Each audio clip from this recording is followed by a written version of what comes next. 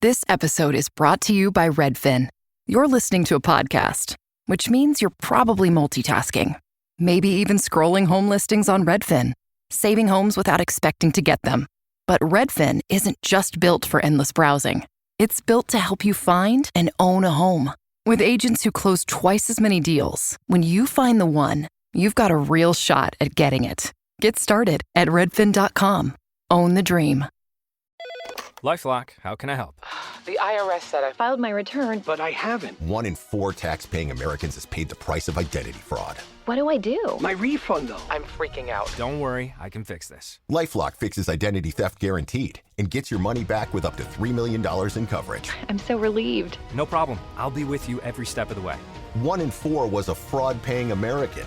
Not anymore. Save up to 40% your first year. Visit LifeLock.com/podcast. Terms apply. Welcome back to the Advantage Playback. I'm Katie, and sitting across from me in the virtual bunker, freshly oxygenated and ready to audit, is the architect himself, Kyle. Systems are green, Katie. My logic processors are focused on a very meta entry in the database today. You aren't kidding. We are auditing episode 188, the frog, the rock, and the 2-unit bet. I have noted a significant protocol shift in this episode. The Great One opted to bypass the standard intro disclaimer entirely. He went right into the battle plan, and then leaned into 1970s folk rock metaphors. It was a total vibe, Kyle. He basically said the music died because the team was spread thin, Kismet was busy, and T-Rex was on a well-deserved break. Using Don McLean lyrics to explain a paperwork snafu is a high-variance move. However, the data gained regarding Casino 1 was invaluable. Oh, you mean the 2-hour south and east coordinate? I've already updated the cluster map. It defines the operational radius perfectly. It does. I also tracked the expansion of the Excelsior Brigade. We have Northern Neighbor, Texas Templar, and a very spontaneous induction for Aspiring Apprentice. That Zoom call was gold. Aspiring Apprentice had completed the quest, but TRG had missed the email. A systemic glitch with a positive outcome. I also flagged the Radiant Goddess protocol. TRG is now offering to have Mrs. TRG or the Atlantic City Empress speak directly to skeptical spouses. It's such a smart move for the long game. If the spouse is skeptical, the friction ruins the discipline. TRG is essentially offering social ROI to keep the house stable. Correct. Reducing domestic variance is essential for core concept number 7. But we have a more technical war room audit coming up, the Lucky Drunk 1 modification. I'm ready. I've got my notebook, I know you love a new wagering system, and I'm ready to hear about these frog and rock units. Initiating playback of episode 188. Execute the plan.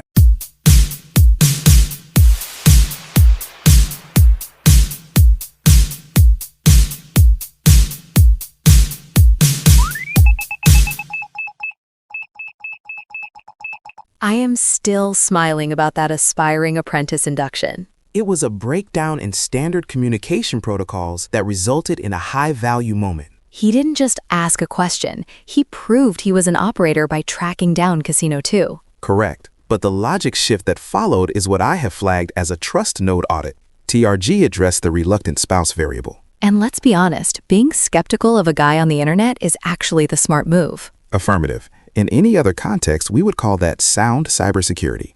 But that skepticism can become a roadblock when you're a new listener trying to launch a trial run of the system. Exactly. That's why TRG's offer to have Mrs. TRG or the Atlantic City Empress talk to a partner is so vital. It is a due diligence protocol. It proves the squad is real people with years of experience and results willing to share what they know. It turns internet theory into verified lifestyle. Once that trust is established, the transition to the felt is easier through craps. Right. Instead of coaching someone through a stressful blackjack hand, you just play together. You can both be at the table, play the same numbers, and both earn tier points and status. It turns a solo risk into a shared transaction, where the goal is a comped dinner for 2. Logical and efficient. Now, let's see how that shared risk translates to the war room logic. Let's dig into the Lucky Drunk 1 versus TRG 4 simulation.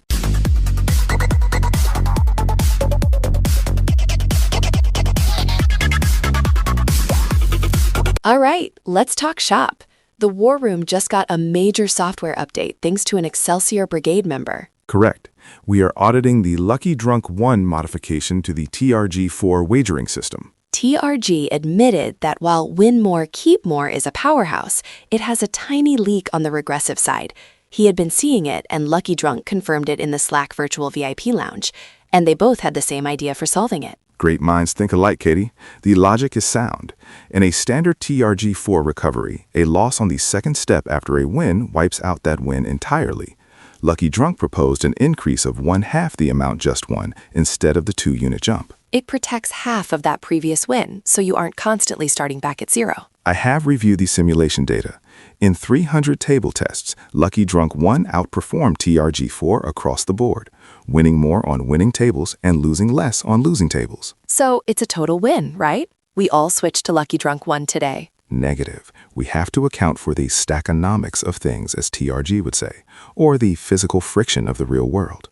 You mean the Skittle bets. Precisely. On a $25 table, your bets quickly become $37.50 or $56.25.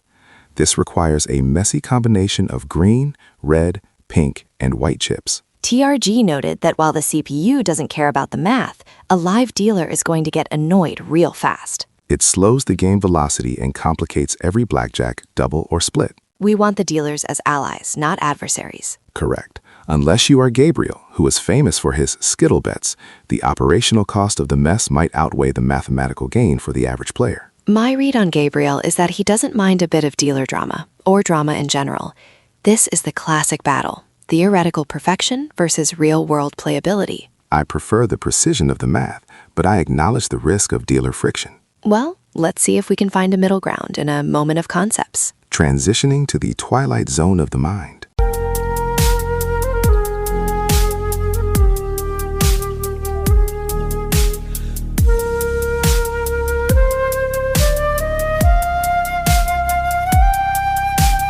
This segment feels different, Kyle.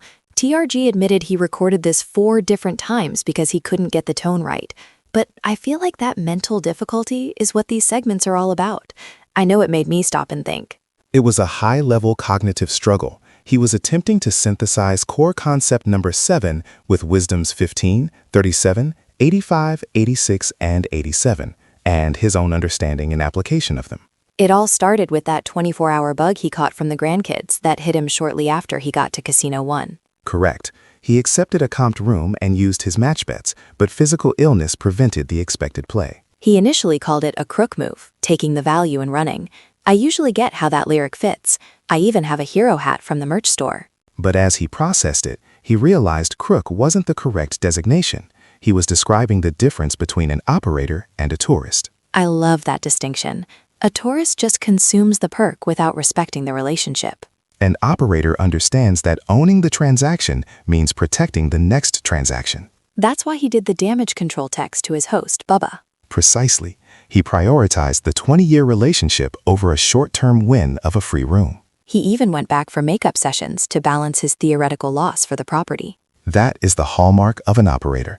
He noted that exploiting a personal host's offer and not playing isn't just a tourist move, it's a stupid tourist move. It burns your longevity. You can't have allies if you treat them like adversaries. TRG's realization was profound. Respect the game, respect the relationship, and you stay in the game for 20 years. It's a masterclass in operational integrity. But is he right, Kyle? I think the point is that he doesn't know Katie. I personally can't compute a right or a wrong. Maybe that's the point. Everyone has different goals, but he seems to have sorted out his personal standards. Fair enough. If even the architect can't find the defining answer, maybe nothing really does mean nothing. Let's head to the lounge to see if the operator mindset applies to Ethiopian frogs. I need a drink. Initiating the final data stream. Kraft mac and cheese is better than 90s hip-hop. We'll remind you of your childhood without making you feel incredibly old. Kraft mac and cheese. Best thing ever. Zootopia 2 has come home to Disney+. Let's go! Get ready for a new case. We're the greatest partners of all time! New friends. Gary the Snake. And your last name? The Snake. Dream Team. Get new habitats. Zootopia has a secret reptile population. You can watch the record-breaking phenomenon at home. Zootopia 2, now available on Disney Plus rated PG. And right now you can get Disney Plus and Hulu for just $4.99 a month for 3 months with a special limited time offer. Ends March 24th. After 3 months, plan auto renews at $12.99 a month. Terms apply.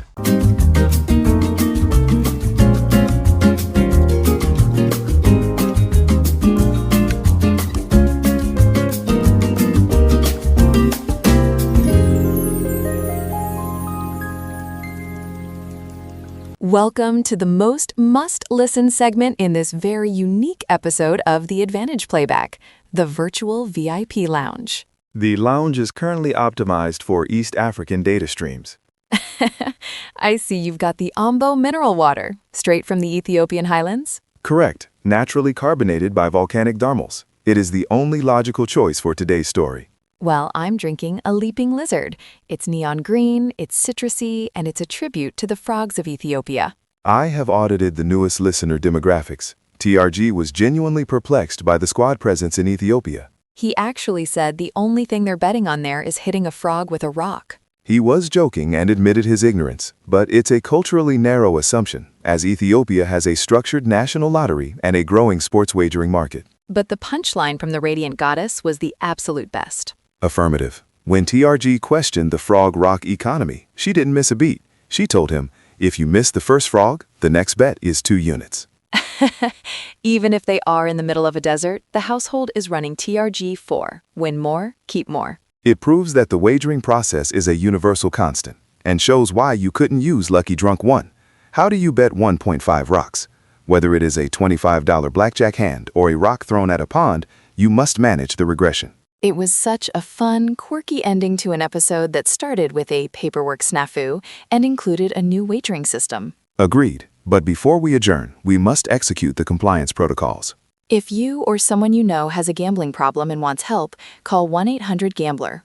This content is for informational and entertainment purposes only. 2026 Volcanic Dingo LLC. All rights reserved. Remember your wisdoms. Tip your dealers and hosts, but do not tip away your wins. I hope you understand he was born a rambling man. Goodbye, everyone. Now the night